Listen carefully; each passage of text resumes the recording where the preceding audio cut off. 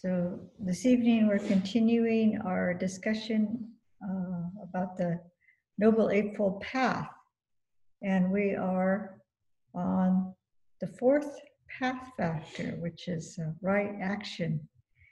And as you probably all know, all path factors are supportive of one another, and ideally these are leading to liberation. If they're not leading to liberation, at least they're leading to happiness in the here and now, happiness in this human existence. So there's what's called the mundane path and the super mundane path. So if we're gearing towards Nibbana, then this path is essential. This path is it can't be skipped over. We need to be on the path, but it also leads us to happiness simultaneously in our daily life. So with the teaching, the Buddha says that right view comes first, because you have to understand each path factor.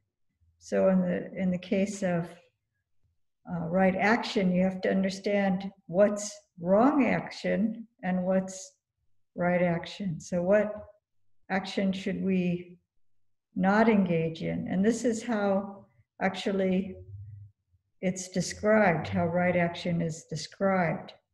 It's described as abstaining from taking life, abstaining from stealing, abstaining from lying. So it's not doing. So you could look at it adversely if you think, what should we be doing instead? It's not telling us we can't do anything, but if we're not taking life, we're offering safety to other beings, and taking it even further, we could be helping others, protecting their lives, and not stealing. Adina dana is how it's phrased. Adina dana varamani, abstaining from taking what's not given. If we're offering safety to people, that we're not taking away what they cherish, and but we also can be practicing generosity, dana, and musawada varamani, abstaining from false speech. That was last week. Huh? Last week. Oh, I'm sorry. That was last week. We're abstaining from sensual or sexual misconduct. I got the. So abstaining from sexual misconduct. So we're offering safety to others, the families, respect to others, respecting relationships. So this is very important to consider. The Buddha gave the instruction that we should consider other beings, and to help reinforce keeping these precepts, to think, oh, just as I cherish my life, so do all beings cherish their lives. And we can see this. Sometimes a fly or some kind of insect is in the house, and I try to remove it, and just trying to catch it, the insect is frightened, and I have no harmful intention towards this living being, but it still fears. It cherishes its life. And so I know I'm frightening it by moving it, and it's not my intention to harm it. And we can see that with all living beings. The birds are fearful of us. If I just walk in the yard, they they fly away. So we know that all beings, we can see, we can empathize with even the smallest living creature. So we need to take care not to harm. And if we do this practice, we really consider how all beings cherish their lives, then we won't be harming others. These actually, what I was saying is the precepts, the in the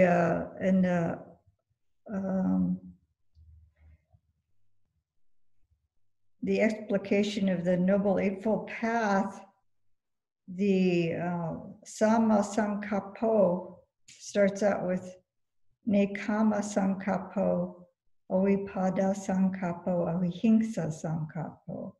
So this is abstaining from taking life, abstaining from stealing, abstaining from sensual misconduct. But these are 3 of the 5 precepts. Some of you may have taken or periodically take on the lunar observance day the 5 precepts. And so these 3 are, 3 of them are abstaining. These 3 abstinences, excuse me, are 3 of the 5 precepts.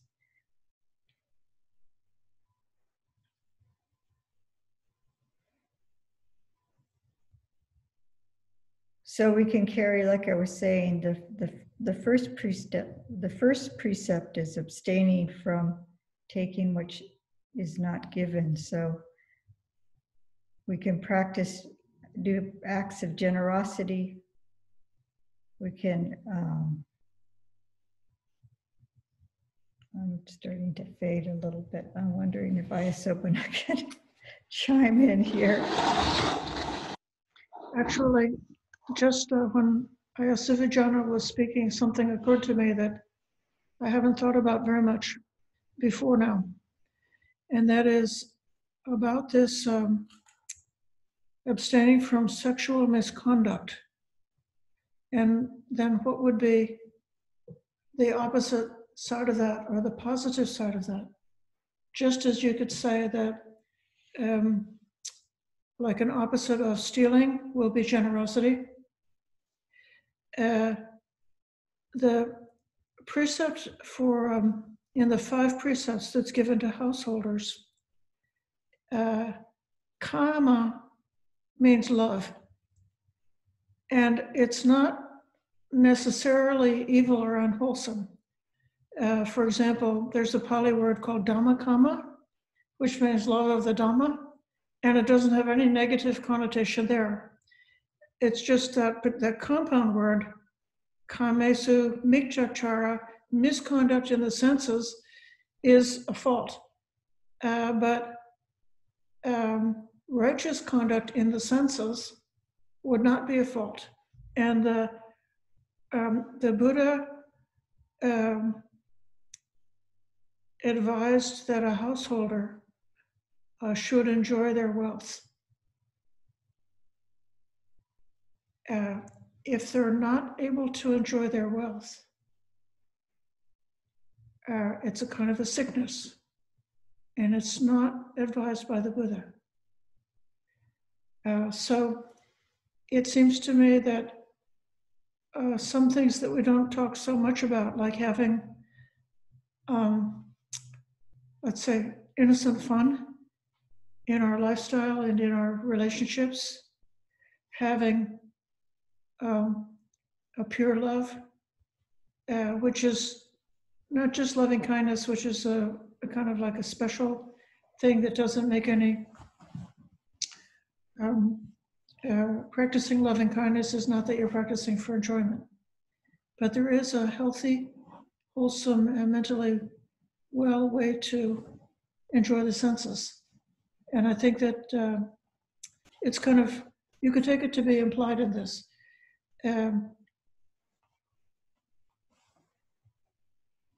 There's a story, a Jataka story about a man who was a miser. His wife wanted to make him some rice porridge, and he was afraid if the neighborhood saw that he was getting a delicious bowl of porridge, that all the neighbors would come around and want some.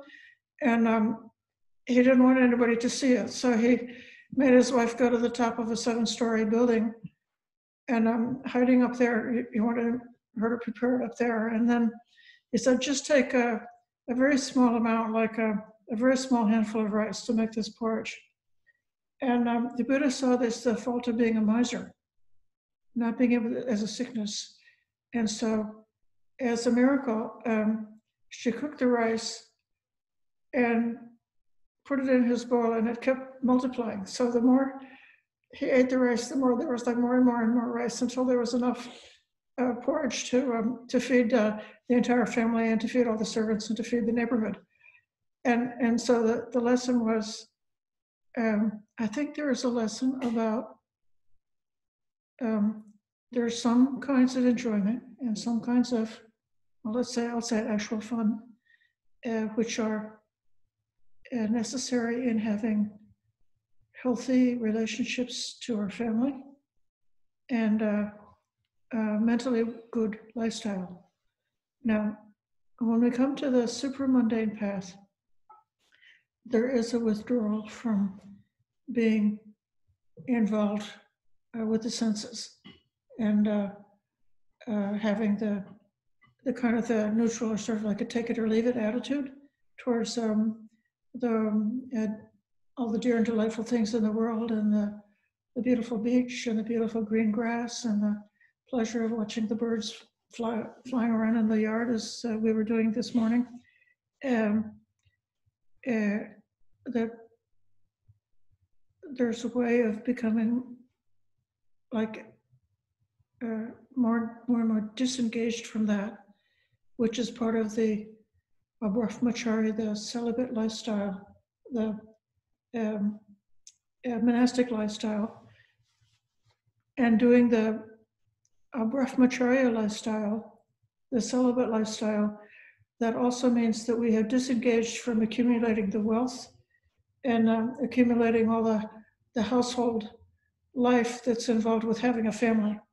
So in that traditional morality, the lifestyle, the pleasures and enjoyments of household life is very much associated with producing wealth, and that there's sort of an economic side to it.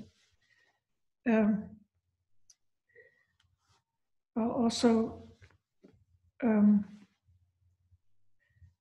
mention that this determination to undertake right action, it's very close to the idea of merit that we were also talking about before. So if we do something which is meritorious, we have the confident expectation that meritorious actions are not going to increase the suffering in the world. They're not going to cause more suffering for oneself or for others.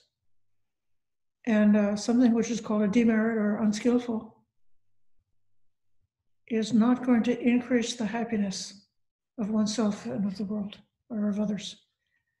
So if we're guiding our life using a kind of a measure of true happiness for oneself and for others, it has to meet both.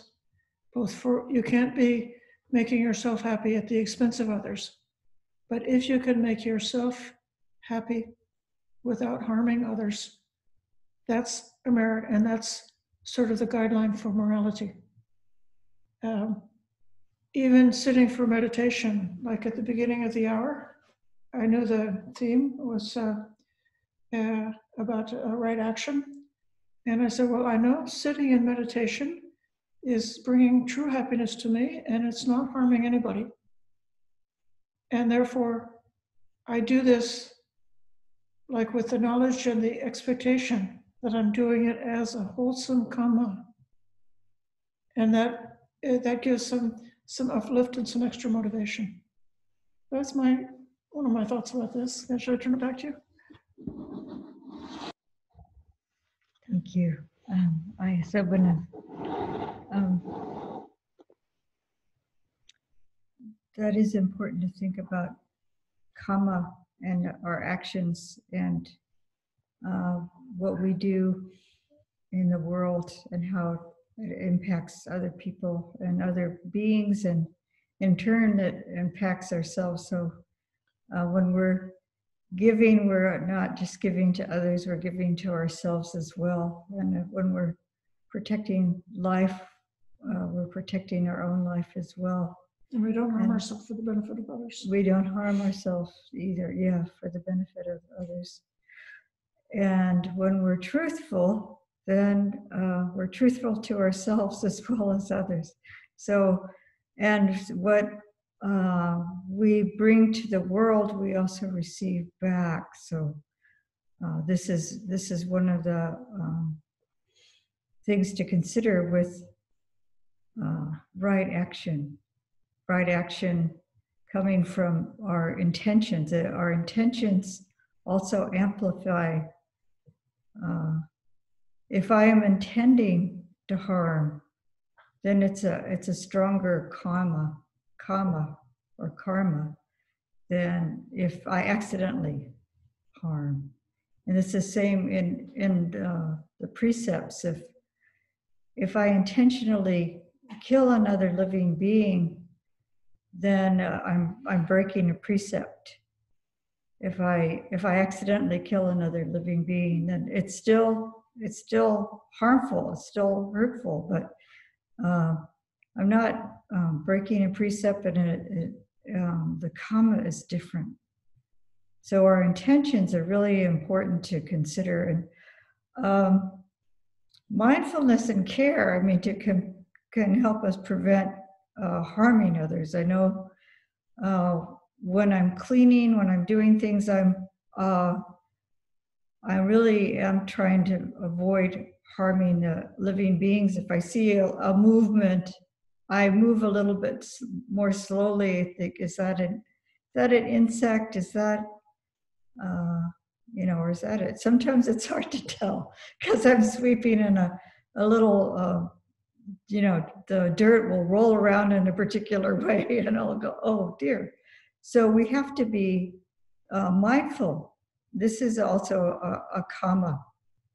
So we're careful not to accidentally harm others. But if we do, it's not as strong as if we have an intention to harm. And so right intention is supportive of right action. Our intentions really help direct our activities, and it also affects how our actions are in the world. It affects us in turn. So if I'm intending to take something, if I'm intending to steal, it's different than if I accidentally pick up, something looks like my, in the monastic community, we have things that are all the same color. Like if I pick up somebody else's bag by mistake and take it, I'm not intending to steal. But if I intentionally steal, then it's breaking a precept, and it also is going to cause a lot of disharmony in our community. So, or I could lose my status as a bhikkhuni, depending on the value of the object. So our intentions are very important. And certainly with the sensual misconduct, it would be against our will, I guess, would be the only way that would happen. But if it was not my intention, or touching somebody accidentally is different than intentionally out of lust. So for both monastics and lay people, we have to really consider the intention behind our actions. And certainly mindfulness is a support to all the factors, all the